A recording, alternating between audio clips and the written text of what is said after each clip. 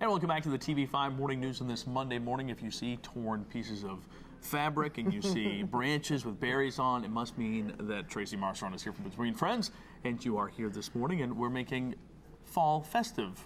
Yes. Are they wreaths? Is that from Mother Nature, right on the side of the road? What you find on the side of the road. A lot of people don't know. They hear of bittersweet, but they don't know that it really is a berry. And bittersweet has an orangey yellow shell, and a darker orange berry on the inside. And when you pick it, if you pick it early enough, it just looks like a bunch of dark yellow berries. But as it starts to dry, it pops open, the little yellow shell pops open and reveals that orange berry. And they fall everywhere. And they fall everywhere, yeah, but that's because it's fall. Right. And it grows in a long vine, and a lot of people consider it a nuisance because it takes over trees. So you don't want to grow it in your yard. So it'll take over everything in your yard. You want to find it on the side of the road. That's where it grows, under bridges, by watery areas, but not as much as the bog berries are the bright red berries, and those are the ones that grow down in the bogs on the side of the road.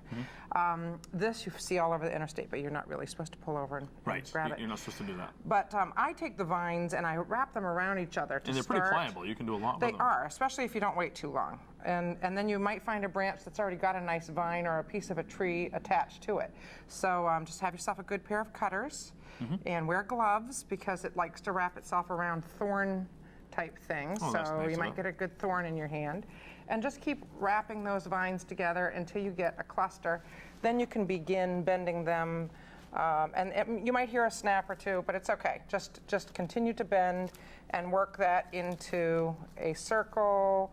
And eventually you'll have enough pieces wound together to where you can wind the end of those vines. Yes, and then next thing you know, about 40 minutes later, you'll have a whole wreath made out of lots and lots of these smaller vines wrapped around each other. So that's a real, to me, I find it relaxing. And you have a really big project left afterwards. You have to use quite a few of these to make this too. Probably 8 vines worth, like what I just showed you. Okay. And you just keep twisting them together. With rose hips, they also grow in long pieces, but they're full of thorns and they're much more brittle. So you can't really do a wreath like this with the rose hips. You do want to take off any of the old leaves, because even if they're green when you pick them, they're going to be brown by the time you get done. Pull off all of those. They're going to dry out and die. Yes. And they'll look bad when they dry. So pull off all the thorns, and then this type of branch you can either put together with a lot more, put them down into a container. Our fancy bobbins that we used on our last project, you stuff them in the top of that, or a bottle. You probably could weave them into here, couldn't you? You can weave them into an existing grapevine wreath, and that's what I was going to say, is just take the individual branches and poke them into an existing grapevine wreath, kind of weaving them into the grapevine. Then that way you have the same kind of thing. But the easiest project of all is just to gather a bunch together, tie a piece of homespun around, and then you've got something you can hang on a door or lay on a shelf. And these will dry. They'll darken a little bit when they dry. This is a wonderful thing, though, to go take to a Thanksgiving dinner and give to somebody as a centerpiece, or just find a natural branch that has some beauty to it, lay it across the mantle, and put some candles in that. That looks really nice. We're out of time here. What's coming up at the theater in the next couple of days, or next week? This weekend we have a band, Blue Northern. They're awesome.